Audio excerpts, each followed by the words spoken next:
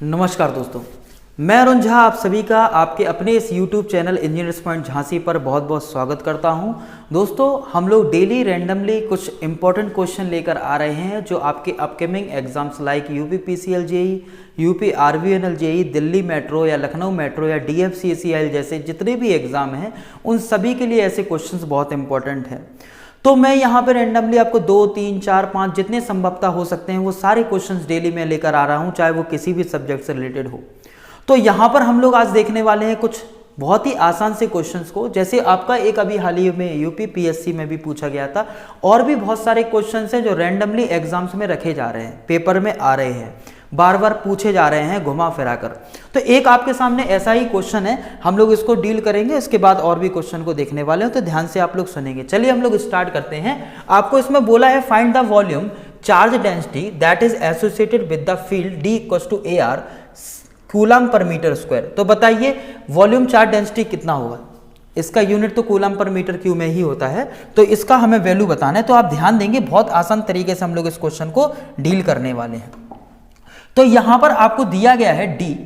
दोस्तों ये D जो है इसे हम लोग बोलते हैं इलेक्ट्रिक फ्लक्स डेंसिटी। क्या बोलते हैं? Electric flux density. और ये इलेक्ट्रिक फ्लक्स डेंसिटी यहां पे दी गई है D = AR। यहां पे AR कैप है, इस AR कैप को हम लोग बोलते हैं यूनिटी वेक्टर। क्या बोलेंगे? Unity vector. ये किस में है?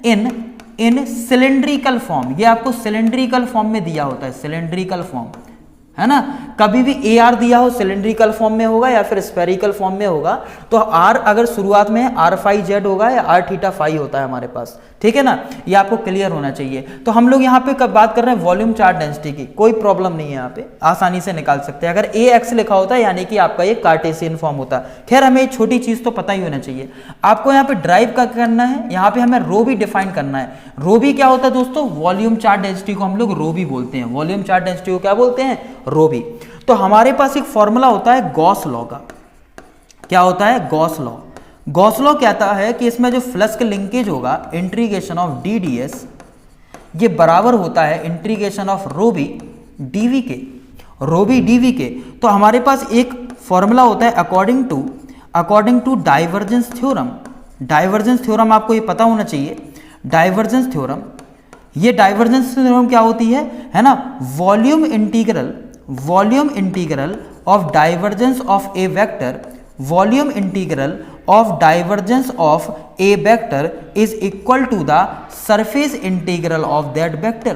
यानी कि किसी भी वॉल्यूम इंटीग्रल को अगर हम सरफेस में कन्वर्ट करते हैं, क्लोज इंटीग्रल में किसी वॉल्यूम को सरफेस में, तो डाइवर्जेंस थ्योरम बोलते हैं। इसी प्रकार से एक थ्योरम और होती है स्टोक्स थ्योरम। तो उसमें अगर हम सरफेस को एरिया में कन्वर्ट कर, सरफेस को अगर लाइन में कन्वर्ट कर दें तो उसको स्टोक्स थ्योरम हम लोग कह देते हैं। तो वहां पर होता है आपका कर्ल ऑफ अ वेक्टर, है ना। तो खैर अभी हम इस क्वेश्चन की बात करेंगे, वो तो कॉन्सेप्ट है जो कि मैं डिस्कस कर चुका हूं, काफी बार मैं आपको पढ़ा भी चुका हूं, है ना। जिन लोगों ने पढ़ा हुआ है, तो जिनको आइडिया नहीं है वो यहाँ पे अच्छे से प्रॉपर तरीके से देख लेंगे। तो आप इसको समझेंगे कि अगर हम इसकी जगह ADS की जगह डाइवर्जेंस ऑफ A लिख दें तो यहाँ पे क्या होगा, यानी कि आपका DDS जो लिखा है ADS, तो इसको हम लोग लिख सकते हैं दोस्तों। क्या लिख सकते हैं? यहाँ पे हम लोग लिख सकते हैं डाइवर्जेंस ऑफ D, है ना, DV = तो हमारे पास क्या बन जाएगा?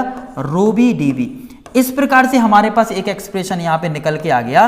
क्या निकल के आ गया सर? कि डेल डॉट D = रो बी। ये आपको यहाँ पे मिल गया। अच्छा सर, यस। तो रो बी का मतलब क्या हुआ? रो बी तो आपके पास वॉल्यूम चार्ज डेंसिटी है। सर डेल का मतलब क्या है? इसका मतलब होता है del upon del R, AR cap, del upon del R, है ना, R phi, है ना।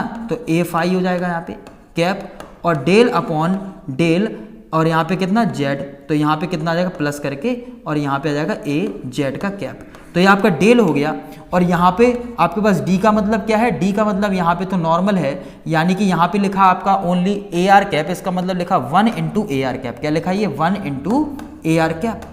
तो यहाँ पे आपको मालूम है कि अगर हम लोग किसी भी डाइवर्जेंस निकालते हैं तो X का I कैप होता 1, I का I, J का J, K के साथ ही मल्टीप्लाई होता है, यानी कि डॉट प्रोडक्ट होता है तो 1 मिलता।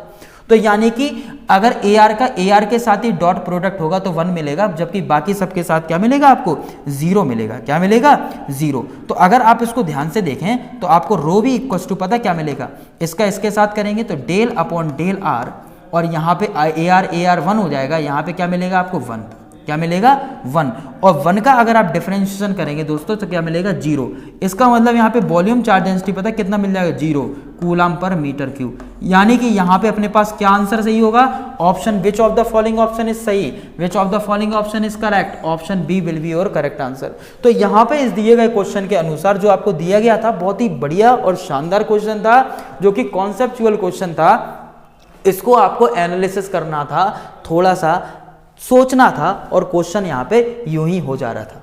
ठीक है, तो ये बहुत ही खास क्वेश्चन एक पूछा गया था।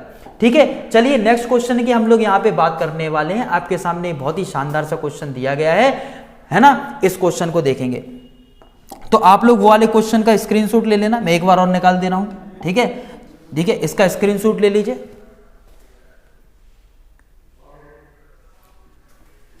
है ना, ले लिया होगा। चलिए हम लोग बात करते हैं नेक्स्ट क्वेश्चन की। इसमें बोला गया है, एक आपको इक्वेशन शो कर दी गई है। क्या शो कर दिया गया, एक इक्वेशन, ये आपको इक्वेशन दे दी गई है। ठीक है सर, इक्वेशन दे दी। अब ये जो इक्वेशन आपको दे दी गई है, इसमें पूछा गया है कौन सी इक्वेशन है, यानी कि this is a Poisson equation, wave equation, Laplace equation, heat equation, है ना, ये क्या है। तो चलिए मैं छोटी छोटी बातों को डिस्कस कर लेता हूं यहाँ पे कि यहाँ पर कौन सी इक्वेशन क्या है। तो देखिए दोस्तों, कभी भी आपको पहली बात तो पता होना चाहिए, del square u upon del x square plus del square u upon del y square अगर बराबर लिखा है 0, तो इसको बोलते हैं हम लोग लाप्लास इक्वेशन। क्या बोलते हैं, लाप्लास इक्वेशन। ये लाप्लास इक्वेशन होती है। अगर यहाँ पे कभी नहीं लिखा है del square u upon del x square plus del square u upon del y square equal to c square, या कांस्टेंट दे दिया है, किसी कांस्टेंट के बराबर दे दिया, यानी कांस्टेंट वैल्यू हमारे पास है बट ये 0 नहीं है, तो ये कौन सी इक्वेशन होती है, पॉइजन इक्वेशन। कौन सी होती, पॉइजन इक्वेशन। इसके अलावा भी बहुत सारी होती है इक्वेशन,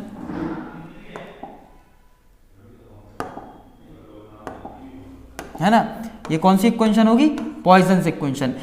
ये आपको लोगों को पता होना चाहिए। अच्छा, एक इक्वेशन होती है del u del square u upon del t square equals to c square del u square del square u upon del x square plus del square u upon del y square. एक ये equation, तो यही तो आपसे पूछी गई है। और एक इक्वेशन होती है दोस्तों del u upon del t equals to c, और फिर ब्रैकेट में होता है del square u upon del x square और del square u upon del y square.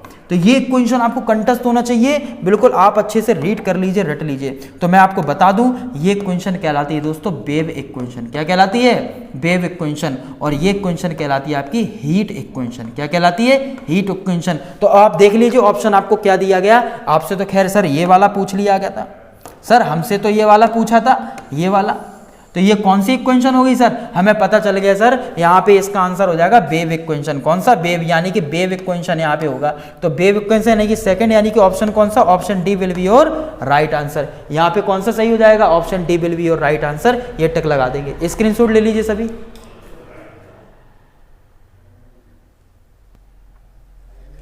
है ना दोस्तों, कितनी आसानी से हम क्वेश्चन को सॉल्व कर दे रहे हैं, बट अब अगर आपको इसका आइडिया है तो हम कर ले जाएंगे। ठीक है, चलो नेक्स्ट क्वेश्चन आपको दिया गया, बहुत ही खास क्वेश्चन, सेंसिटिविटी से रिलेटेड है।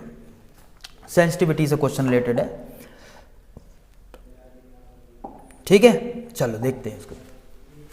अ measuring system consisting of a sensor, amplifier and oscilloscope, ये लगा दिया है। ठीक है, the sensitivity of the equipment is as follows. ठीक है, सेंसिटिविटी है ना, क्या दी गई, सेंसर की सेंसिटिविटी 0.4 मिली वोल्ट पर डिग्री सी। ठीक है सर, इतनी दे दी गई है। फिर क्या दिया, gain of the amplifier 5 volt पर मिली वोल्ट, ऐसा आपको दे दिया गया। ठीक है, फिर अपन को क्या दिया, फिर इसमें दे दिया गया सर, यहां पर ये है 10 मिली वोल्ट पर वोल्ट। तो अगर हम इसका आप मल्टीप्लिकेशन कर दें, आप देखिए ना, इसका अगर मल्टीप्लिकेशन हम लोग कर दें, किसका मल्टीप्लिकेशन, ये इन सभी का, तो सेंसिटिविटी शब्द आ जाए।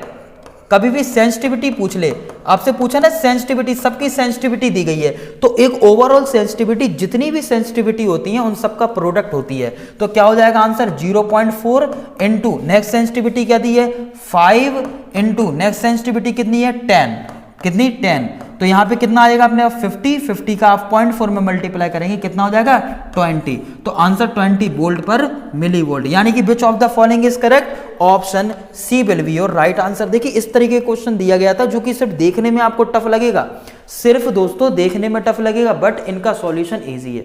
रियल मानिए इनका सॉल्यूशन इजी है, ये हमें चीज बेसिकली पता होना चाहिए, ये हमें पता होना चाहिए, नोट कर लीजिए। इसी तरीके से आपके सामने एक और नेक्स्ट क्वेश्चन यहां पे आ गया है और इस क्वेश्चन में आपसे पूछा गया है कि बताइए इनमें से किसकी एक्यूरेसी सबसे ज्यादा होती है या इसका सीक्वेंस क्या होगा। तो क्वेश्चन में बोला है दोस्तों, ध्यान देंगे, the correct sequence of the following type of ammeter with increase accuracy. तो moving iron type ammeter, moving coil type, permanent magnet type, है ना, इसी को permanent magnet type moving coil लिख दो या मूविंग कॉइल टाइप परमानेंट, उल्टा नाम लिख दिया इन्होंने, कोई दिक्कत नहीं है, या इंडक्शन टाइप। किसकी एक्यूरेसी ज्यादा होगी किसकी कम होगी ये हमें बताना है, ठीक है। तो ammeter with increase accuracy is, तो correct sequence of the following type of ammeter with increase accuracy है ना, तो सबसे ज्यादा एक्यूरेसी किसकी होगी ये बताना है, ध्यान से सुनेंगे, सबसे ज्यादा किसकी होगी। तो देखें, तो आपको बता दें मूविंग आयरन टाइप होता, एक मूविंग आयरन टाइप इंस्ट्रूमेंट होता है, ये भी किस पे काम करता है, एसी और डीसी दोनों पे काम करता है। या मूविंग कॉइल टाइप इंस्ट्रूमेंट है, इसे हम लोग बोलते हैं शॉर्ट में दोस्तों PMMC, permanent magnet moving coil, ये डीसी ओनली, किस पे काम करता है, DC only, DC only pay काम करेगा ये। अगर हम बात करें इंडक्शन टाइप तो ये काम करता है एसी ओनली, किस पे काम करेगा, एसी ओनली। अब एक्यूरेट कौन होगा, एक्यूरेट कौन होगा, तो अगर मैं आपसे बात कर रहा हूं एक्यूरेसी टर्म्स की, यानी कि एक्यूरेसी मतलब किसमें फ्रीक्वेंसी कम है, जिसमें फ्रीक्वेंसी सबसे कम होगी उसमें लेस हार्मोनिक्स होंगे, वो ज्यादा एक्यूरेट होगा। तो डीसी ओनली की बात करें यानी कि पीएमएमसी में सबसे कम फ्रीक्वेंसी होगी, यानी कि पीएमएमसी, ठीक है, तो सबसे ज्यादा एक्यूरेट होगा। फिर क्या एसी डीसी पे कौन काम कर रहा है, मूविंग आयरन इंस्ट्रूमेंट, तो ये मूविंग आयरन इंस्ट्रूमेंट। उसके बाद कौन आएगा सर, उसके बाद आएगा इंडक्शन टाइप, कौन सा आएगा, इंडक्शन, इस पे एनर्जी मीटर काम करता है, इंडक्शन टाइप, ये इंडक्शन टाइप। तो पीएमएमसी क्या है आपका, पीएमएमसी क्या है आपका, कौन से नंबर पे है, दूसरे नंबर पर।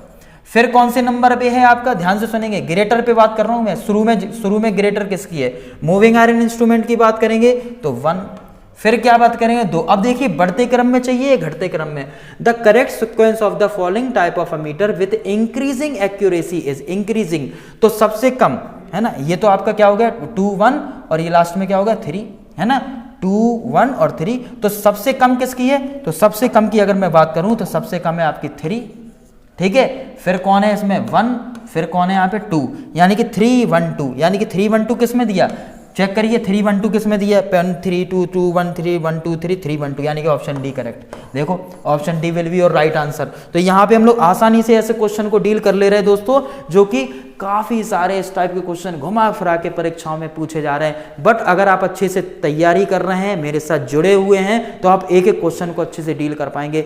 अभी चैनल को आप सब्सक्राइब करें, मेरे साथ जुड़ें, अपने दोस्तों में शेयर करें, ताकि मैं ज़्यादा से ज़्यादा वीडियो आपको दूं और ज़्यादा से ज़्यादा आप टेक्निकली ग्रो कर पाओ और अच्छे क्वेश्चंस को प्रैक्टिस कर पाओ, ठीक है। आई होप आपको ये चीज़ बहुत अच्छे समझ में आ पाई होगी। हम लोग मिलते हैं नेक्स्ट वीडियो लेक्चर में और क्वेश्चंस के साथ। If you like this, subscribe the channel, share the video. नमस्कार, शुक्रिया, आदाब, जय हिंद, थैंक यू।